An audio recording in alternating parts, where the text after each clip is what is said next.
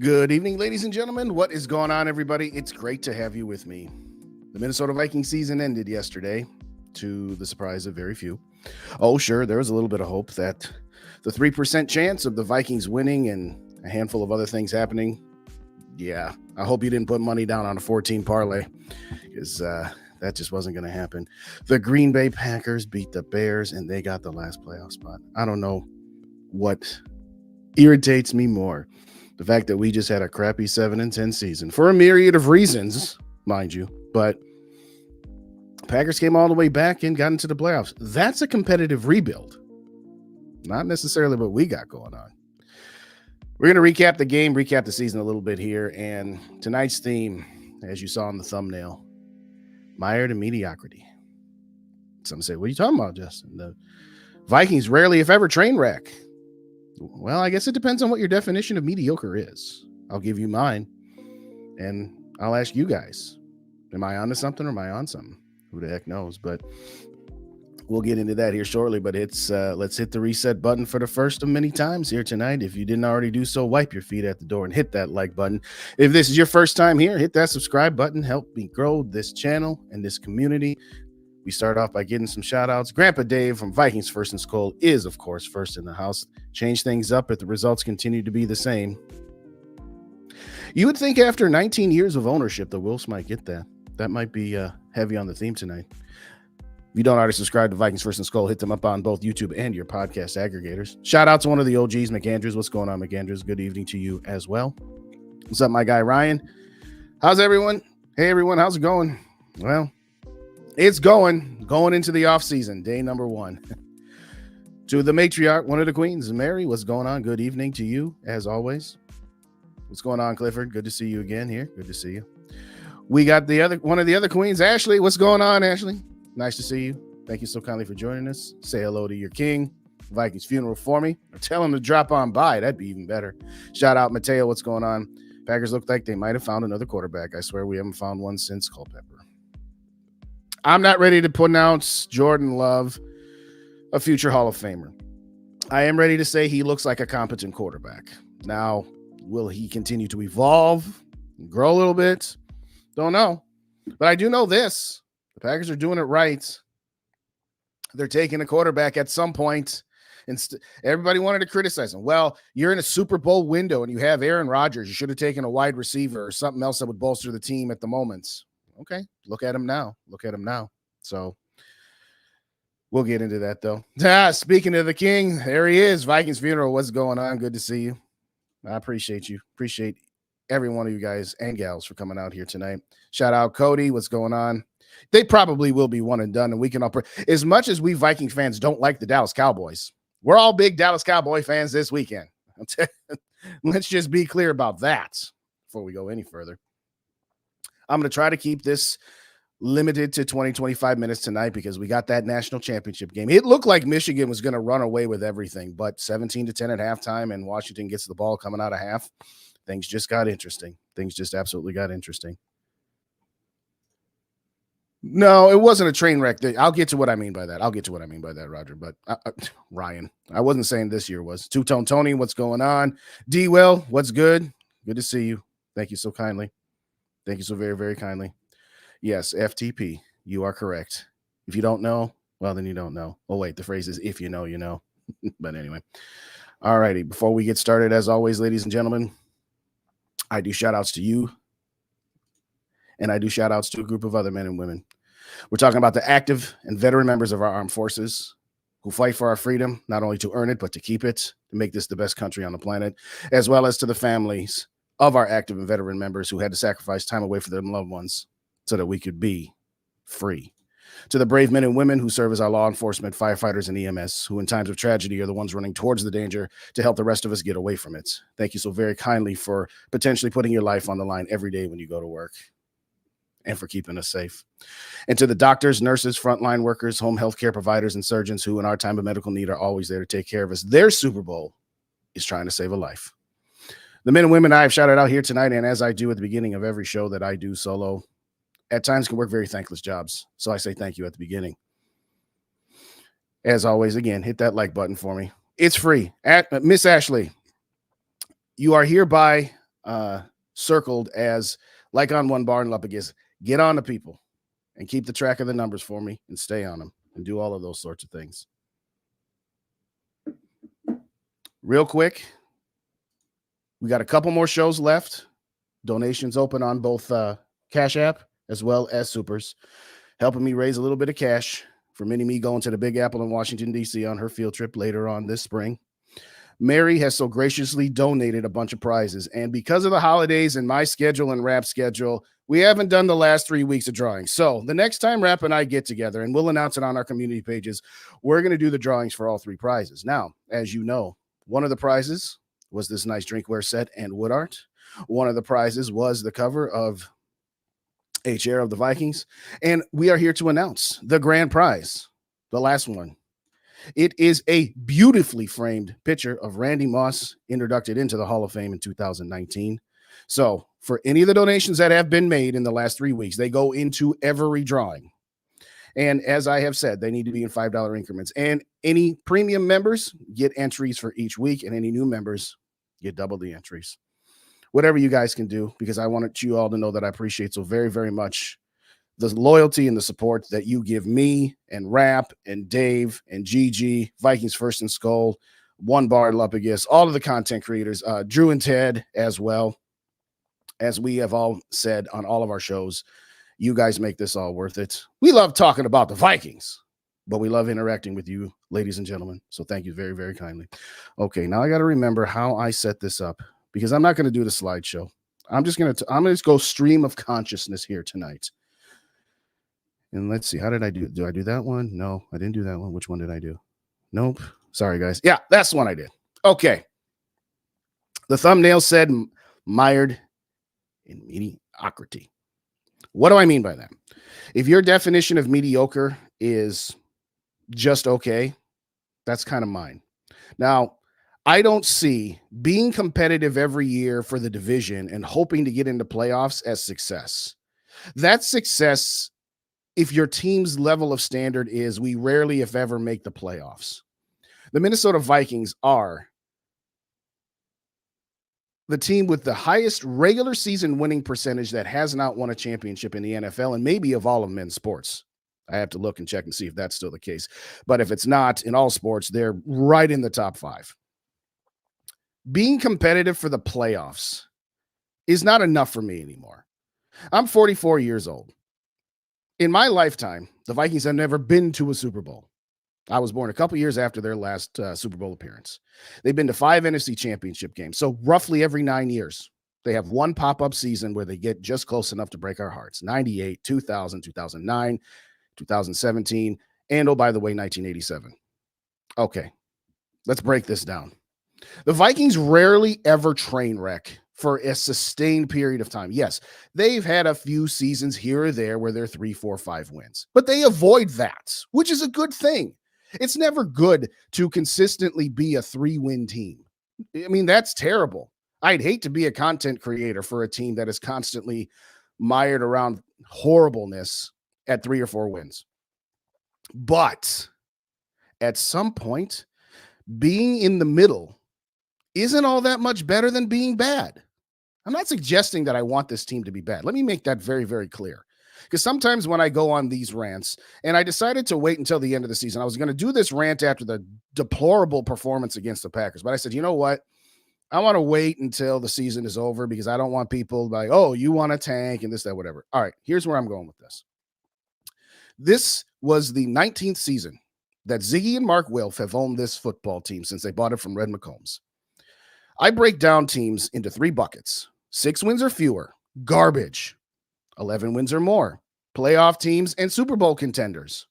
And then there's that group in the middle between 7 and 10 wins. And yeah, there's very little that separates 7 and 10 win teams. So Justin, that's 3 games. Yeah. Couple of breaks here or there, couple of injuries here or there. Yeah, if Kirk Cousins hadn't gotten hurt, we probably would have been a 10-win team instead of a 7-win team, but we'd still be in that same bucket. Maybe we would have got to 11. But what would that have gotten us? It would have gotten us playing Detroit yesterday for the division. And if we don't get the division, we probably get the 6 or 7 seed, obviously. and then most likely have been one and done in the playoffs. Now, if Kirk Cousins hadn't gotten hurt and he had played the entire season with Justin Jefferson not getting hurt, then maybe I would say, okay, they'll probably be an 11-win team. But let's be clear. They were 4-4 with Kirk Cousins. Now, again, if Justin Jefferson doesn't get hurt, maybe we squeak out one more victory. My point is this. Going into the season, I said for this season to be any kind of success, if you got to the playoffs and lost in the first round, that's a failed season for me, coming off the 13-4 first round exit last year. Exiting the first round again this year, even if we didn't have all of the injuries that we had and all of the turnovers that we had, that to me would not have been success. And in fact, if you had won one playoff game and lost in the divisional round, I still don't necessarily call that a success. Some would say it is because it's an improvement over last year. I'm sorry if I have my standards set too high. And you guys can let me know right off the bat. If my standards are too high, okay, I'll listen to that. But raise your standards a little bit. Yes, getting to the NFC Championship game, I would have called a successful season. Why? Number one, because you hadn't been there since you brought in Kirk Cousins, which is kind of what he was brought in here for. We'll get back to that in a second. And no, this is not an anti-Kirk rant before my guy Dave from Minnesota Sports Talk comes in here. Oh, here you go, blaming Kirk Cousins for everything again. But my point is this. We need to raise our standards for success as a fan base. Being a team that doesn't get eliminated until the last or second to last week of the regular season or going one and done in the playoffs, to me is not successful. Put it in the chat. Am I being too harsh having the standards that I do? Of course, I want to see my team win. Mantra is I just want to see one Super Bowl. I would love to see multiple Super Bowls, but I'll just take one at this point. When somebody asked me, how bad do you want to see the Vikings win a Super Bowl? I said this. As a Minnesota sports fan of all sports, the Wolves, the Wild, the Twins, the Vikings, the Lynx, Minnesota Golden Gophers, here's two scenarios. Scenario one, the Minnesota Vikings go 17-0 for 2 straight seasons, and win 2 Super Bowls. However, the Twins will be 100-loss seasons both seasons. The Wolves will be 10-win both seasons. The Wild will be 20 wins both seasons. The Minnesota Golden Gopher football team and basketball team will not win a game. The Lynx will win 10 games or fewer. So in other words, the Vikings will be undefeated 2 years, and everybody else will be garbage. Or option B, the Vikings will go 0-17 for 2 seasons, but everybody else wins championships. The Twins win 2 World Series. The Wild win 2 Stanley Cups. The Wolves win 2 NBA Finals. The Lynx win 2 WNBA Finals. The Gopher football and basketball team win 2 national championships. If those were my 2 options, I'm taking 2 Super Bowls for the Vikings and everybody else sucks. That's how much I love the Vikings above everybody else. I would take them winning 2 titles and everybody else being garbage over, what would that be? Wolves, Wild, Twins, Gophers, Lynx. That would be 12 titles versus 2. I'd rather take the 2 if the 2 are the Vikings.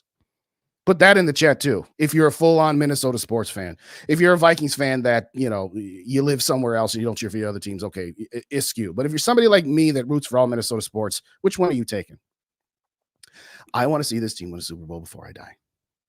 And at the end of the day, getting back to my 3 tiers of 6 wins or fewer, 7 to 10 wins, and 11 wins or more, after 19 seasons of owning this team, the Minnesota Vikings, under the ownership of the Wilfs, have only had 4 seasons of 6 wins or fewer. So you say right off the bat, well, okay, that's what, 15 seasons where you're not a train wreck.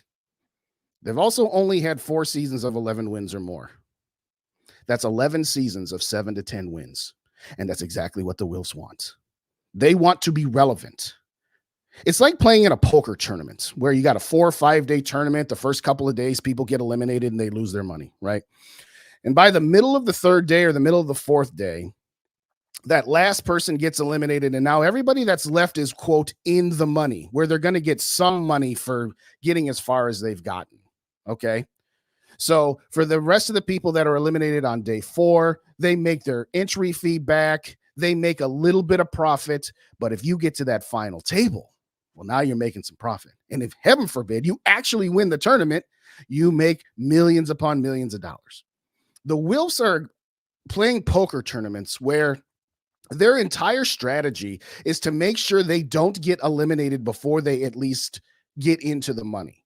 They do everything possible to make sure that they're not a train wreck team, which on the surface isn't a horrible thing.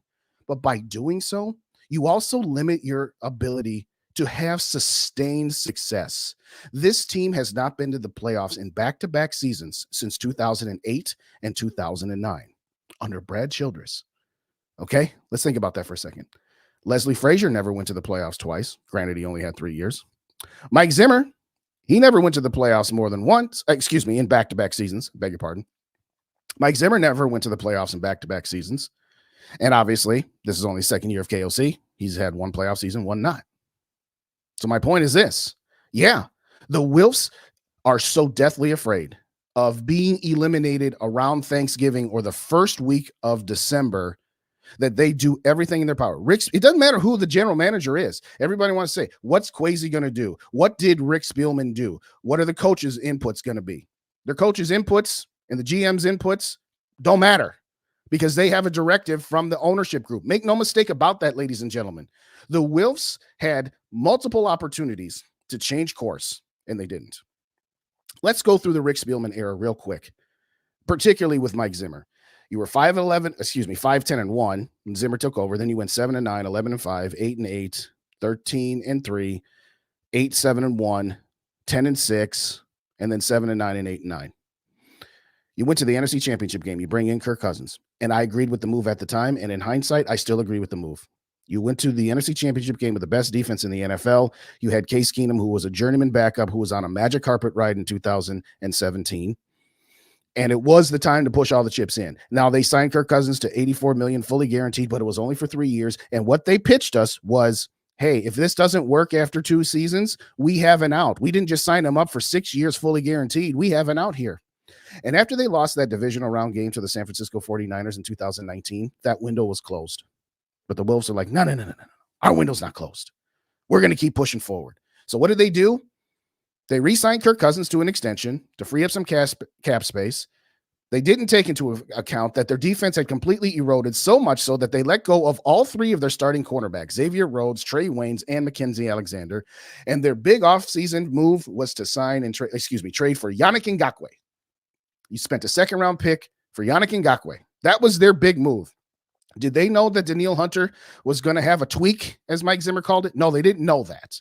But going into the season, all they did was bring in one additional pass rusher and figured, well, these young cornerbacks that we drafted, Mike Hughes, Jeff Gladney, et al., they can be just as good as what Xavier Rhodes was because Xavier Rhodes had fallen off.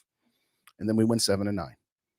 And then the next season, granted, that 2020 season was the COVID season. And again, that was the perfect time to hit the reset button. Why? Because fans weren't in the stadium. So everybody was losing money that year. And let's be clear about this. Why do the Wilfs want to be relevant? Because they're afraid if they get eliminated early or you're pretty much out of the playoffs, the fans are going to stop showing up, buying beers and concessions and jerseys and everything else. And I don't begrudge them that. They're billionaires for a reason. They make shrewd business decisions. And what do all billionaires want? More billions. Go figure. I don't begrudge them that. But what I'm saying to them is this. If all you're ever going to do is make sure you're not a bad team, you will never be a great team. That's just the reality. Now, am I suggesting that the Vikings go full-on tank mode? No, I'm not, because I would hate that, and that's not at all what I'm suggesting. But what I am suggesting more than anything is you need to stop with the route you have gone down because you have gotten nowhere with it. Yes, you've gone to the playoffs a couple of times. Yes, you've been to 2 NFC championship games, one on the back of Brett Favre and one on the back of a great defense. And we all know defenses can't be held together for forever. Now, I'm going to say something that the Kirk stands are going to hate, but let me be clear. This is not about Kirk. The Kirk Cousins experiment, as unfair as it is to label Kirk Cousins the actual experiment, but regardless, that's what happens when you sign an $84 million deal. The Kirk Cousins experiment has been nothing short of an abject failure. Yeah, I said it. It's been a failure, ladies and gentlemen. You were coming off an NFC championship game, missed the playoffs, losing the divisional round, missed playoffs, losing the wild card round, missed playoffs. Is it all his fault? No. It's not all his fault. It is the fault of the general manager having horrendous drafts since 2015. It is the new general manager that through his first couple of drafts have been incomplete at best. We're not going to overlook the fact that he brought in Jordan Addison. That is one in the plus column, but Lewisine kind of negates that, as well as the trade back where you didn't get enough value in return for. You signed a whole lot of veteran players to expensive contracts because you were trying to keep the window open. And I get it for 2018 and 19. But once 2019 hit, that was the time to say, you know what? It's time to trade off pieces while we still can get some value for them. And it's time to not give bloated contracts to aging veterans. But that's not what the Wilfs said to do. They said, no, we're keeping this team together and we're going to keep pushing. We're just 1 or 2 pieces away. We were never 1 or 2 pieces away in 2020, as evident by the 7-9. I don't care about all the fourth quarter collapses by the defense. You were never that close. You certainly weren't in 2021. And as much as we want to not listen to this, it was unfair this time last year for the Vikings season at 13-4 and first round exit to be labeled as a fluke. It's not a fluke until you have the results of the next season. And if you repeat your success the next season, then it's not a fluke. And if you don't repeat it, then it is. Well, we can now say that last year, 2022, was a fluke. So since you've had Kirk Cousins, and it's not all his fault, again, you signed Thielen, you signed Diggs, you signed Anthony Barr, which you should have never done. With all due respect to my guy Rapp, Dalvin Cook, a handful of other players. You've always been bargain bin shopping in free agency because you haven't had a whole lot of cap room, but you've also had a lot of holes. Yes, Kirk Cousins is capable of covering up some holes on this team, but not all of them. Not all of them. He is a top 10 quarterback. He's a very, very good quarterback. But yeah, he's train wreck proof if he stays healthy, and that's exactly what the Wilfs want. They want to make sure that we don't train wreck, and that is not enough for me anymore. I'm sorry. It just isn't. So when I look at this team, I look at this defense and I say, what the heck do we have defensively? We probably are not going. I don't know if we're going to have Danielle Hunter back or not, but even if we do have Danielle Hunter back, what else do we got on defense? We got nothing on the defensive line. We need at least one pass rusher. We need a run-stuffing, big, fat belly guy in the middle because, with all due respect, Harrison Phillips is a nice, solid rotational piece, but he's not a starting defensive tackle in a 4-3 or a 3-4. Linebackers, okay, Jordan Hicks is now a free agent. Yeah, you got Ivan Pace, but what else do you got? You got Byron Murphy, Mekhi Blackman at corner, but, Booth is up and down. Caleb Evans up and down. And by the way, Harrison Smith's not going to. That was Harrison Smith's last game with the Vikings yesterday. It might be his last game, period, but it's his last game with the Vikings. Brian Flores has done an amazing job to get this defense to where it is. 13th in scoring. That's an incredible accomplishment from the 31st ranked defense last year. 17th in total yards. The problem is he had a whole lot of good games and a whole lot of bad games that average out to be in the middle. If you get an A+ in the first quarter of your semester of class whatever and an F- and you get a C average, you got a C. You got a passing grade. Okay. But this defense, at the end of the day, what do we got? Yeah, okay, we got Bynum and Metellus. By the way, Metellus looked terrible yesterday. Let's just be clear. Metellus was not good yesterday. A lot of the defense wasn't. Offensively, yeah, you got JJ, you got Addison, hopefully TJ Hawkinson back. You still got a decent pair of tackles, but you have to make a decision at the quarterback. So let's talk about that here real quick. I've said it a million times. I think Kirk Cousins is a good, not great quarterback. If Kirk Cousins wants market value, the answer is absolutely not. You cannot give Kirk Cousins market value and expect to be able to fill all the holes on this team. And even if you do have Kirk Cousins back, and even if he does recover fully from that Achilles injury, which is a big if, he can only do so much. Yeah, he could make you a playoff contender. Can he make you a Super Bowl contender with the way this roster is constructed right now? No, I'm sorry. He can't. That's not a bad on him. That's just the reality. It's funny what the Kirk stands will say. Well, last year he went 13-4 with the 31st ranked defense. Isn't it funny how when it's to the positive, it's Kirk Cousins did this. And when it's to the negative, it's a team game. Losing in the first round of the playoffs. Well, it's a team game. The defense was terrible. Yes, it was. He still checked it down on 4th and 8. Oh, but the 13-4, that's all Kirk Cousins, right?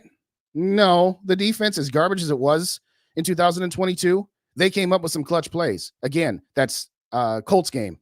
that I took my daughter to. First game I ever took with her, and somebody very special to me, and her son were there too. Both of those kids, that was their first game. Great comeback. You can only have a comeback like that if your defense gives up nothing. They gave up 3 points in the second half. So they get credit too. What I'm saying is this team has so many holes, and we've been covering up our holes with duct tape for so long that at some point you have to rip the Band-Aid off if you're going to get out of mediocrity. And yes, it would be great if the Minnesota Vikings could become a Super Bowl contender by staying and pushing through mediocrity up to greatness. But haven't we seen that song and dance a bazillion times? I don't know everybody's age here. I only know mine. I know a handful of others. But for our entire lifetimes, the Vikings have been mired in mediocrity. Sometimes you have to take a step back. Does that mean I'm saying tank? No. What I am saying, and what I said during the season, we started off 1-4 after starting off 0-3. And at that point, you had no margin for error, which is why you missed the playoffs by a game. You missed the playoffs by a game. Would you have done anything if you going to Dallas? No. Do I think the Packers have a chance of beating Dallas? No. Well, they got a chance, but I don't think they will. But my point is, at some point, accept the fact that it's okay to take a step back. That doesn't mean I'm saying I hope the Vikings are bad for 5 years. Apparently, if you suggest taking a step back, which is not the same as tanking, that makes you a bad fan. No, what makes you a bad fan, in my opinion, is accepting being in the middle. And guess what? Yes, there are times where the middle looks great.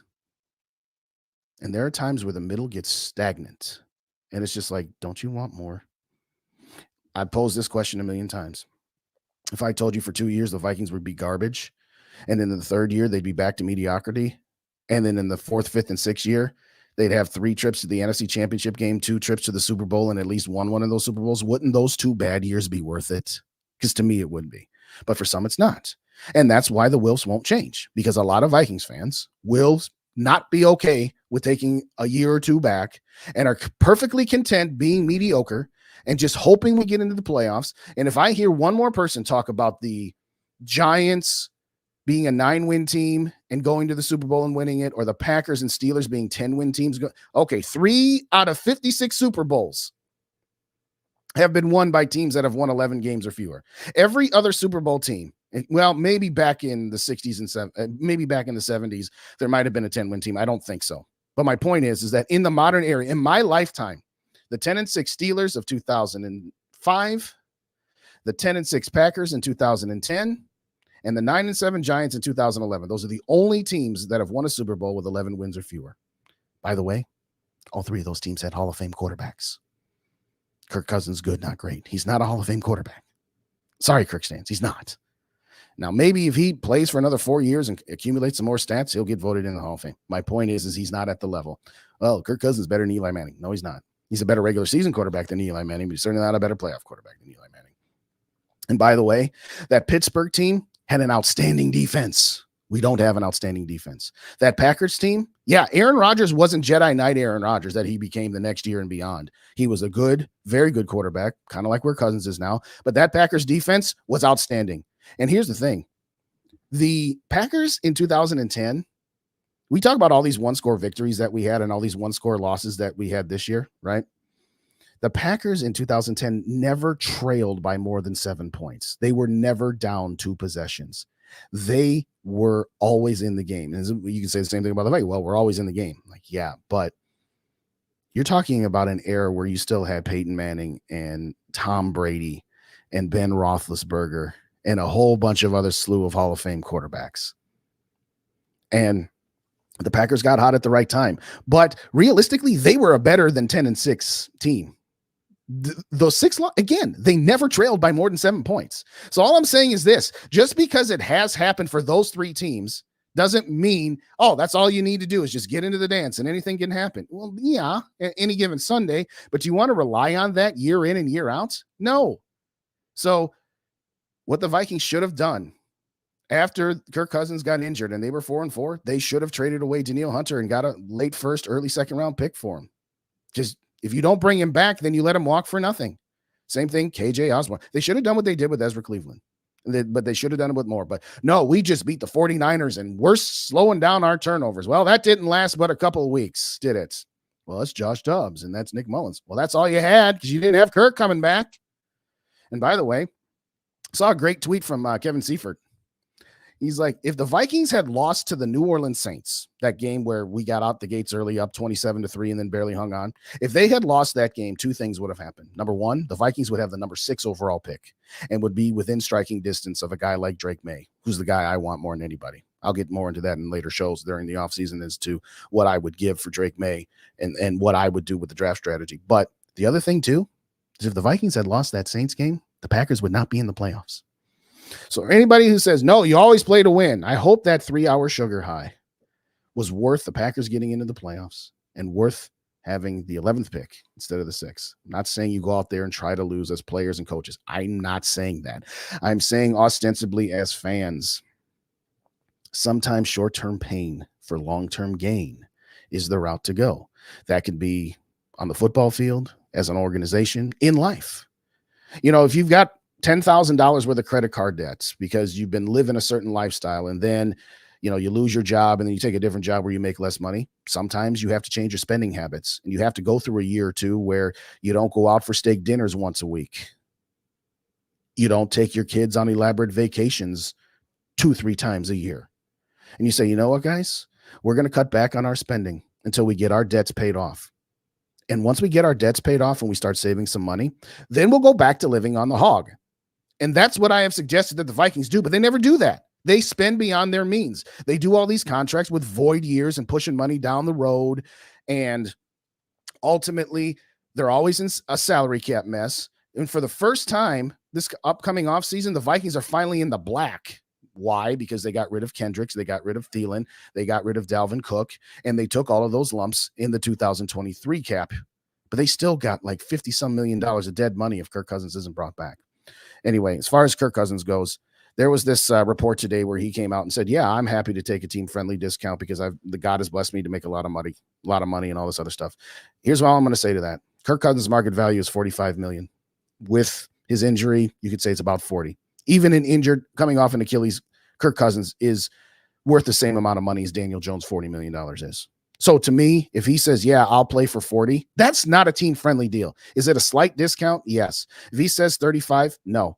I would give him a 2-year, $50 to $55 million extension if I had to. That's it. Why? Because for the 2 years, you also have to add $10 million on a salary cap with all the dead money that they pushed in these void years. So to me, I don't think Kirk Cousins would take that much of a discount. He can say what he wants. Of course, he's going to say that in the media. He's not going to come out in the media and say, yeah, no, I'm here to get paid. Of course, he's not going to say that. No, nobody would be silly enough to do that.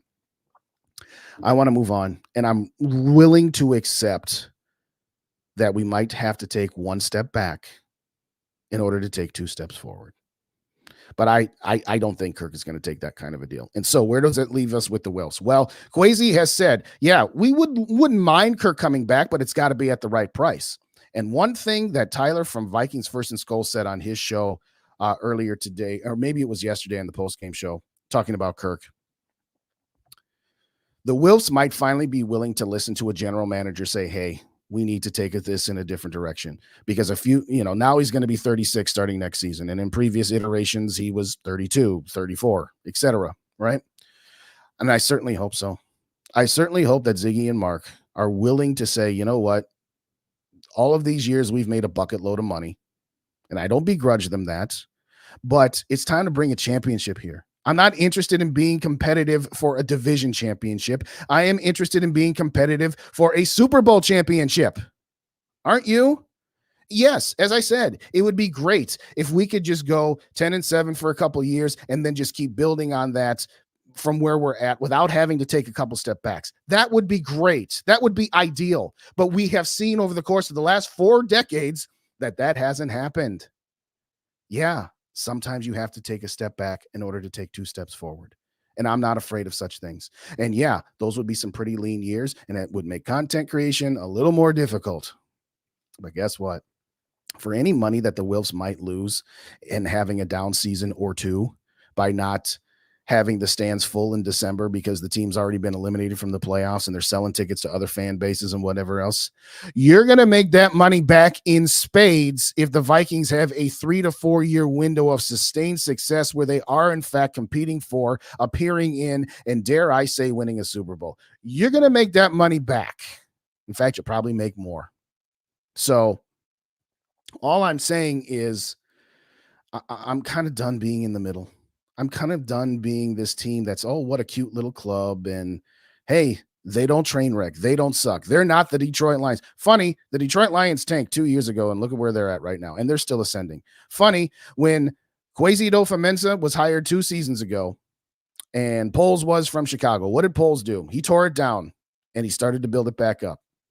You're going to tell me that right now you think the Vikings are still ahead of where the Bears are? Because I don't. Yeah, Justin Fields hasn't completely proven himself to be a perfect, reliable quarterback. I'm not saying that Justin Fields has got it all figured out. He's not anywhere where Jordan Love is. Certainly not anywhere where Jared Goff is. But he's a lot better than he was this time last year. That team is a lot better than it was last year, and they have the number 1 overall pick and another top 10 pick. Why? Because last year they were in a position having the number 1 overall pick, traded back 8 slots, still got what they wanted, and now they have more draft capital to spend. I'm not saying it would have been fun to be covering a team and doing content on a team as gosh awful as the Bears were in 2022, but it might be worth it. So I know I haven't gotten to you guys' comments here because I've just kind of went on this rant here, and I'll shout everybody out here and I'll say hello to you. And hopefully some of the people that made comments are still in the building here. And I appreciate you guys. And as Ashley says, hit that like button if you could, please. I got 30 people in the building and only 20 likes. So 10 of you are having wipe your feet at the door. Hit that like button for me. But I don't know what Kirk Cousins' price is going to be. What I do know is Kirk Cousins' history. And I don't begrudge him that either. As I have always said, players, you don't make nearly the amount of money that the owners do. So you get every penny that you can get. Okay? Get every penny you can get.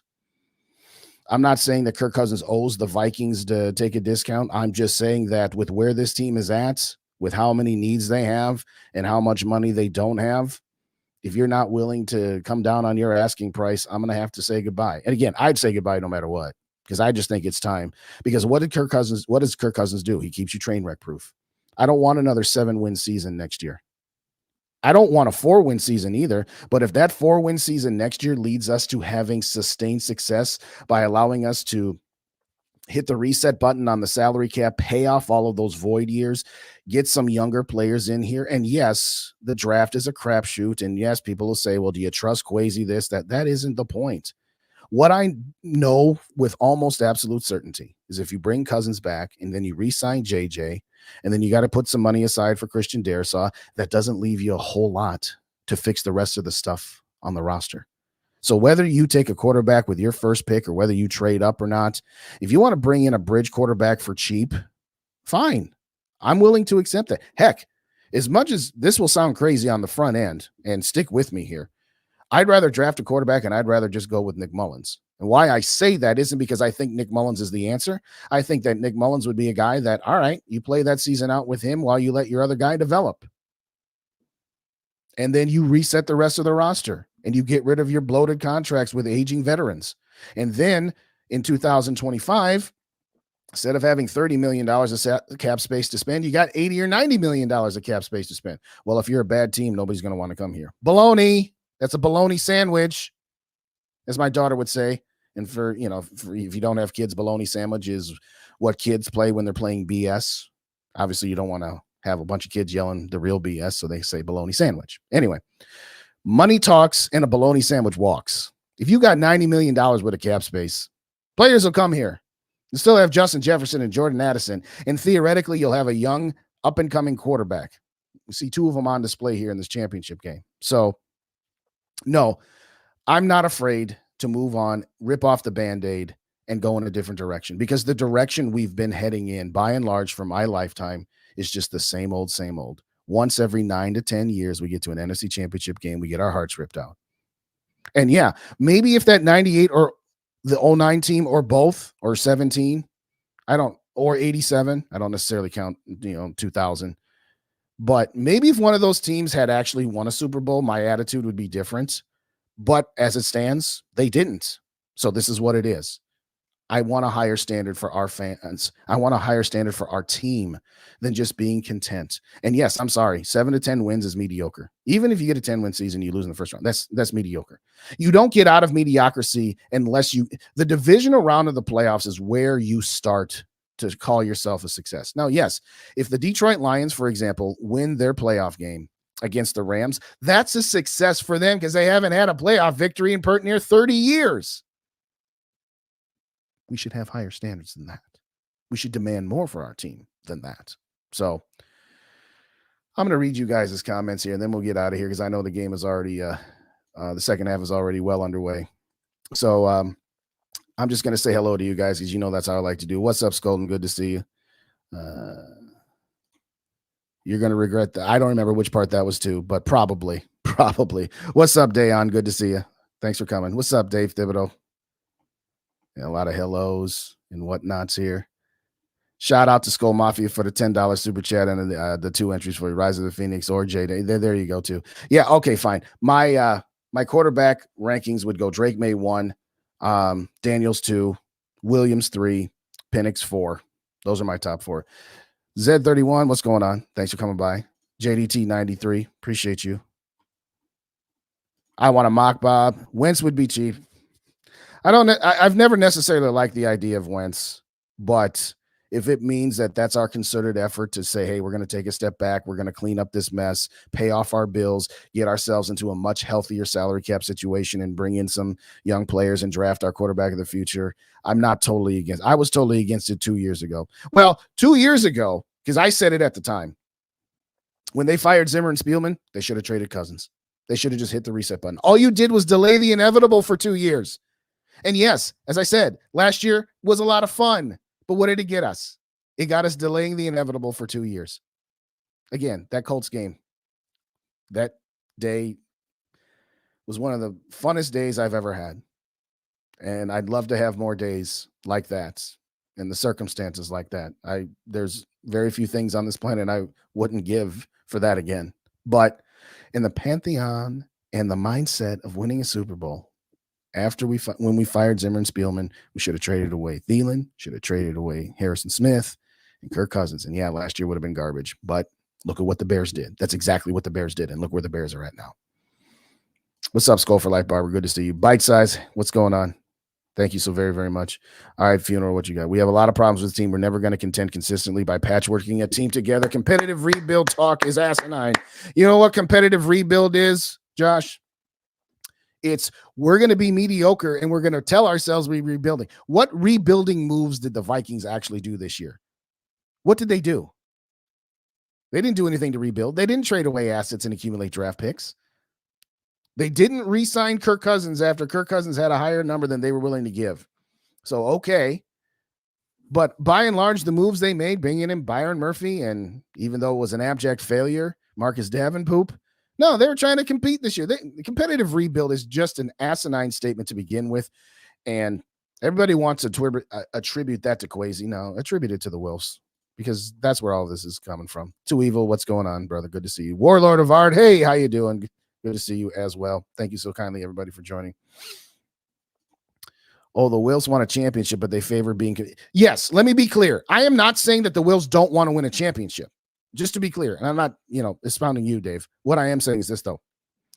Their desire to win a championship is slightly less than their desire to not be bad. Their desire to not be bad is greater than anything else. So let me be clear. I'm not saying the Wilfs are bad owners, and I'm not saying that they're cheap owners. Red McCombs was a cheap son of a gun. After he realized he was never going to get a new stadium, he cut costs left and right until he sold the team. He stripped it down to the bare minimum. Yes, he re-signed Moss and Culpepper. That's the only money he actually paid out. I am not saying that the Wilfs go in that bucket because they certainly don't. But what I'm saying is their mindset is objective number 1, don't ever be bad. Objective number 2, try to win a championship. It should be objective 1, try to win a championship, and if at all possible, don't have train wreck seasons. But to the extent that it is necessary to occasionally have a down season in order to give yourself a much better chance of winning a championship, that's what your mindset should be. But they run it as a business. And that's just pretty much how it is. with the North coming on like one of the best conferences in the league, automatically put Super Bowl run? Because maybe not. We'll see. All right, I'm gonna get a few more in here. I'm a basketball fan first, but definitely want the Vikings to get a Super Bowl above everything else. I'm 50. That would be true. Yeah. I'm with you. Run back case. Kirk sucked anyway. I'm not gonna say he sucked. I'm gonna say that yes, there was some palpable working environment issues with him and Mike Zimmer. Now, if Kirk Cousins was, say, Tom Brady or Aaron Rodgers or Peyton Manning, he would have gone to Rick Spielman after 1 year and say, hey, I can't work with this guy. So, yes, before KOC, Kirk Cousins was just, I kind of just work here and I just do what I'm told, and I'm not going to stand up for myself. And yes, KOC has empowered him to be more. Did Phil Jackson empower Michael Jordan, or did Michael Jordan just take the empowerment from whoever his coach was?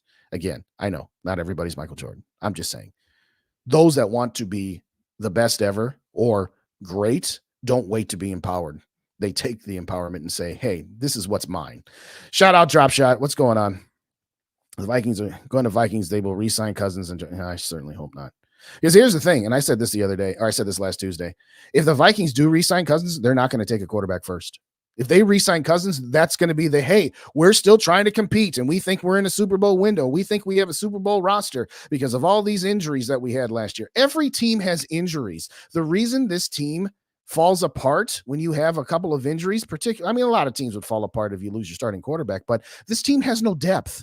It isn't just about the quarterback. It's about building an entire roster. There's a reason San Francisco spent all of those draft picks to get Trey Lance, excuse me.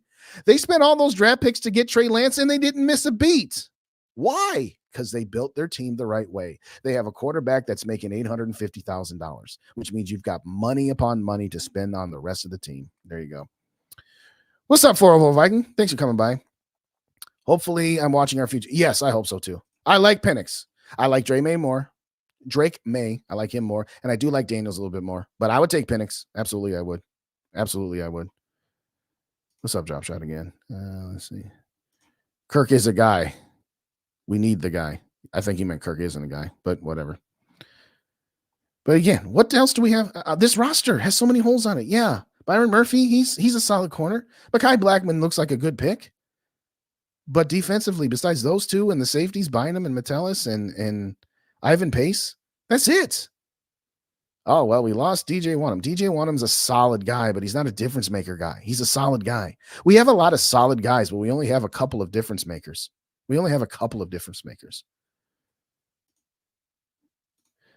Well, I was just saying, Evans and Booth, I'm just kind of whatever on those guys. All right. You're right, Justin. Well, I'll stop there. You're right, Justin. No, I'm just kidding. Got to face reality at some point, then build from the tree. Yes, again. Cause and effect. What's going on? Why is mediocrity okay? I've seen this all of our teams. Yes, that too. Get off the giant soapbox to sell to somebody who wants to get the team to the next level. Again, just to be clear, one, cause and effect, I agree with you. That's their biggest thing. And you bring it up. They grew up Giants fans, and they saw their team do it with this formula. Again, look at the Hall of Famers that team had. You had Michael Strahan, you had Justin Tuck, and you had Osi Umenyiora. You had 3 elite pass rushers on defense, which is why you only needed to rush 4 and you could drop 7. And that's why they beat Tom Brady a couple times, because Tom Brady couldn't handle the pressure from 4. Yeah, Tom Brady was great handling the blitz when you brought 5 or 6 because it left you open in the secondary. Well, that wasn't the case. Both of those games, they scored 17 points. Tom Brady and company. One with Randy Moss after setting the NFL record for points. It still hasn't even been broken, even with the 17th game. And Eli Manning, he was the biggest roller coaster ever. You know, you got a roller coaster in Eli Manning and you got a train in Kirk Cousins. Roller coasters and trains. Yeah, the roller coasters have their highs and they also have their lows. But being, in the middle there, yeah, you're not going to have – Kirk Cousins rarely, if ever, torpedoed a game, and he rarely, if ever, torpedoed a season. And Eli could torpedo games, and he could torpedo seasons, but Eli also had that clutch. Well, Kirk Cousins was clutch a lot last year. Yeah, he was clutch a lot in the regular season. And I'm not saying that Giants loss last year in the playoffs is on him, and he's the biggest reason. No, he's reason number 4 or 5. He's still one of them. Yeah, I put the defense 1, 2, and 3. I put KLC's play calling at 4, and I put checking down for. I don't want to get into the check down discussion, but all I'm saying is stop talking about the Giants. But that's where the Wills that's who they followed their entire life. They say, oh well, they did it, so we can do it. Okay, it's the outlier. It's the anomaly. You want to bet on the anomaly? I don't know.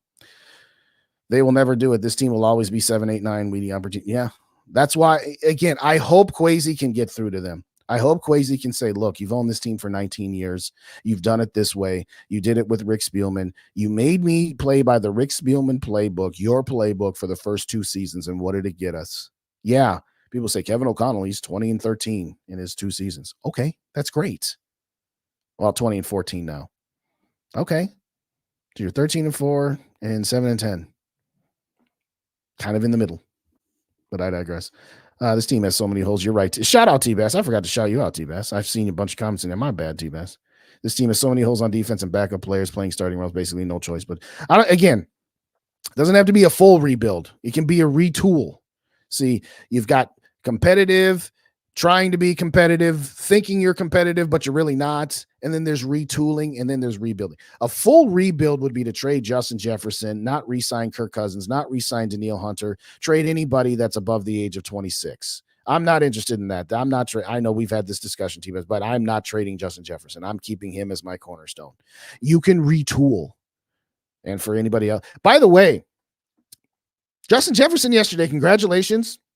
What, a dozen catches, 100 and some odd yards, got over 1,000. How many games in Detroit has Justin Jefferson absolutely dominated the Lions? Oh, well, he's only that good because he's got Kirk Cousins throwing the ball to him. Looks like pretty much anybody can throw the ball other than Jaron Hall and other than Josh Dobbs. Okay, I'm not saying anybody, but I think we have some evidence out there that Justin Jefferson can play with any halfway competent quarterback. And that's all Nick Mullins is halfway competent. But this ridiculous notion that, well, if you don't re-sign Kirk Cousins, Justin Jefferson's going to want to leave. You want to know what else Justin Jefferson want to leave? If you re-sign Cousins for 2 more years and you have 2 more years of mediocrity, he's going to want to leave then too. So I would just rather rip the Band-Aid off, get out of mediocrity. And you go to Justin, you say, hey, you know what? You're still going to get your yards because that's what, you're still going to get what you want from an individual standpoint. The team standpoint, excuse me, we might be a little low for the next year or 2.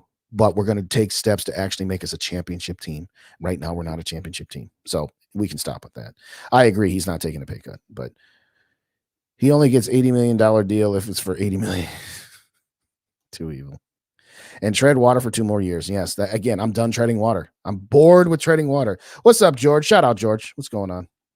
It's too early to determine Cousins' call. No, again, I'm saying it from the standpoint of if he had not gotten hurt and he continued with the season, his market value would be about 45. So I'm just taking 5 off the top because of his injury. And all I'm saying is, remember, if you give him $40 million over 2 years, his cap numbers are 50 and 50. And that's too much for me. That you're not going to be able to patch anywhere near all of these holes when you've got Kirk Cousins at 36 off an Achilles making that kind of money and counting that much against your cap. And I'm not saying he owes us a discount. I'm just saying let him get his money somewhere else. I don't know about burning it down, but I'll take the overall point. Vikes are last, even with, well, there's that. Again, they were 4-4. Let's not act like the Vikings were 6-2 when Kirk went down, and then we only won 1 more game. They were 4-4. Mediocre. Take some chances, make some sacrifices, need to stop being afraid of bad for team. Thank you, JDT. Thank you. Oh, you're a bad fan if you don't cheer for your team to win every possible game. Again, when you're playing in a poker tournament, do you go all in on every hand? Do you bet on every hand, or do you sometimes fold right away and say, you know what, I'm going to sit this hand out and wait for a better opportunity, save my chips for an opportunity where I could really spend them in an area that's going to allow me to actually win a tournament? See, that's the thing about the Wills. So using my poker tournament analogy, they want to play 20 poker tournaments a year and they want to cash in all 20 poker tournaments. And they want to say, hey, we made a profit on every tournament. And if we win the tournament, so much the better. It only takes 1 tournament victory to profit as much as being in the money 20 times over. But like I said, they just want, I'm not saying that makes them bad, but their first priority is being competitive and not being bad and making as much money as they can. I'm just saying you don't have to worry about that. We're Vikings fans. We're gluttons for punishment. We've been around for 60 years or all of our lifetimes. If you have a bad season or 2, we're not going to stop showing up. You're not going to lose season ticket base if we're bad for a couple of years, insofar as we are building to get to a championship. I digress. The simple solution is Wentz. No, it is not. No, it is not. But I want to rebuild because we too manholes not enough money. Yeah, I totally agree. I'm totally not with you on that, T-Bass, but there you go. Yeah, exactly. All right, question. People are going to hate this, but would you be okay with getting Flacco, Lance, or Cooper Rush for a season, then build out the roster? Yes. Yes. Absolutely. I'd take Case Keenum back now because I'm one of those people that think you should have kept Case over Kirk, and that, I'm not going to go that far. But I will say this. The Vikings were – Phil Mackey said this, and whether you love Phil Mackey or love SKOL North or not, he made a good point. And, the Kirk stands will disagree with this. But in the 4 years that Mike Zimmer used Teddy Bridgewater and Sam Bradford and Case Keenum, they were closer to winning a Super Bowl than at any point in the 6 years of Kirk Cousins. Why? Does that mean I'm saying it's Kirk's fault? No, I'm not saying it's his fault. What I'm saying is that your overall roster was constructed better. Let's circle back in time there. Everyone want to talk about, well, Justin, you're being too hard on this team that was 7-10 this year. We lost our starting quarterback in the middle of the season. Didn't we lose our starting quarterback after week 1 of 2017, a team that went 13-3 and went to the NFC Championship? Oh, that's right, they did. And what happened? You had a competent backup because you could go out and spend $3 million on Case Keenum because you had salary cap space. And what happened the year before? Oh, that's right. You've been building up this team on a rookie quarterback contract and Teddy Bridgewater. Teddy Bridgewater's knee literally explodes. And then you trade for a $12 million quarterback in Sam Bradford, and you didn't miss a beat. Why? Because at the beginning of this Rick Spielman / Mike Zimmer era in 2014, they were very good on how they spent their salary cap money. They brought in free agents, Linval Joseph as one example, Latavius Murray as another example, Case Keenum as another example, but they had really good drafts, and they were good at developing their draft picks. So you had a lot of guys on cheap contract. 2017, Harrison Smith had his money at that point, but Xavier Rhodes didn't get his money till 2018, I believe. Diggs and Thielen were on rookie contracts. Dalvin was on a rookie contract, albeit he only played 4 games. Kendricks and Barr were on rookie contracts. So, yeah, part of it is the drafting and the terrible drafting that Rick Spielman did. So, no, I'm not putting it all on Kirk, but all I'm saying is this roster was better constructed without Kirk Cousins taking up the money he did. Does that mean I'm saying he's overpaid? No, it's not about overpaid. It's about what can you do with the rest of your roster. So all I'm saying is look at the first 4 years of Mike Zimmer, where you won the division, should have gone to the division around at minimum, if not for Blair Walsh. You would have then gone to Arizona that the Packers took to overtime. So, yeah, you could have. And by the way, we had played Arizona in Arizona earlier that season. We were in the game until a last-second strip sack. I'm not saying that 2015 they were poised to win the Super Bowl, but they were in a position to do some damage had Blair Walsh not missed. And having said all that, just look at the first 4 years of Zimmer and how close they were to winning the Super Bowl, good, bad, or indifferent, and compare that to the last 6 years of Kirk Cousins. It's not even close. You had one playoff victory, and then you got smoked in the divisional round of the playoffs. Smoked. Why not trade JJ? And what have we had with him in 4 years? We've had a roster that's been completely mismanaged. So I hear what you're saying, T-Bass. I do. And as I have said, yeah, if you can give me 3 first-round draft picks for Justin Jefferson, I'll start to listen, but you're not going to get 3 for him, so I wouldn't do it. But what I would say is what have we done with him in the last 4 years is more a product of how the team has been mismanaged and terribly built and always putting Band-Aids and duct tape over their holes thinking that they're still in the Super Bowl window. But that's another conversation for another day. All right, I said I was going to try to keep it to 30 to 40 minutes, and once again, I'm at an hour. I just can't help myself, so I'm going to read the rest of these chats here, and then we'll wrap this up here. At the end of the day, it's all about the jersey. And the name on the front of the jersey is more important than the one on the back. You are correct. We need to do whatever is necessary to get up and get our guy and rebuild the rest of the team with the money we have. Thank you, 404. Thank you. And you might not be right. The Kansas City Chiefs, when they traded up to get Patrick Mahomes and they had a solid quarterback in Alex Smith, who's a very good comp for Kirk Cousins, and let him sit for 1 year before putting him in, they could have easily been wrong. They were right. I'm not saying that trading up from 11 to 3 to get Drake May is a guarantee formula for Super Bowl success. But what I do know is bringing Kirk back and just doing the duct tape Band-Aid thing is a guarantee for mediocrity. We've seen it enough. Shout out NFL Youngest. What's going on? Got followed by Nachi. There you go. All right. He's a good dude. He's been on a couple different channels. He's been on with Rap. He's been on with One Bar and Lupagus. And yeah, he was the only thing that was worth a darn in that Green Bay game. That's for sure. Ty Chandler, future running back. Yes, I'm good to go with him. The thing is, KLC needs to run the ball more. KLC needs to run the ball, though. Time to get rid of Kirk, but the Wills won't. I don't think they will either, and that's what scares me. But maybe, just maybe, now that he's 36 coming off an Achilles, and maybe Kwesi can get in their ears to say, hey, guys, we've tried it your way for years around here. But, it just has gotten you what it's gotten you. They're still scared of drafting another ponder. Yes, don't be so mind bleeped. Don't be so scared because the one time you tried it with Christian Ponder, it didn't work. And yeah, the other time you tried it with Teddy, okay, he got injured. You can't do anything about that. That's like saying we should never draft a wide receiver in the first round because Laquan Treadwell was a bust. Well, what happened? You drafted Justin Jefferson and Jordan Addison. Were you scared from drafting a wide receiver because Laquan Treadwell ended up being a bust or that Troy Williamson ended up being a bust? No. And I know quarterback's different and there's only one of them and that sort of thing, but whatever. Shout out, Mick. What's going on? Kirk is not good enough to compensate for all the holes and weaknesses this team has. It needs to end. Yes. Yes. And that doesn't mean you're saying that Kirk's bad. It just is what it is. And I'll say this.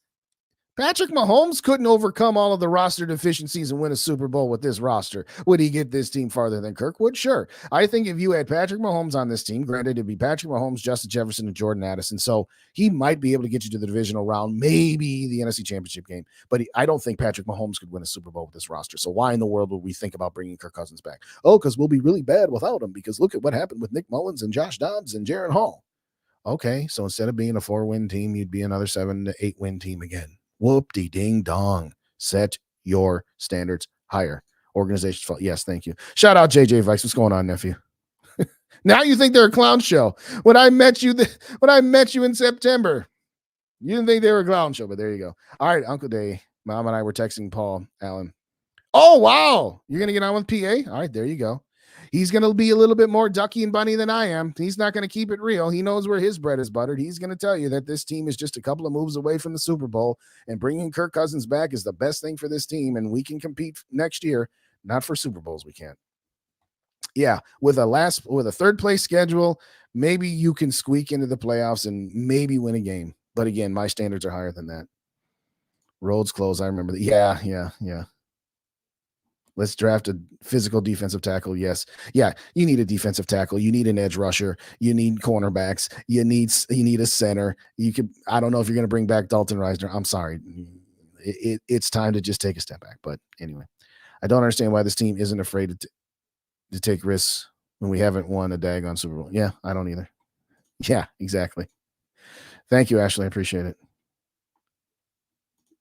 Allen is an organization. Well, yeah, of course he is. I don't begrudge him.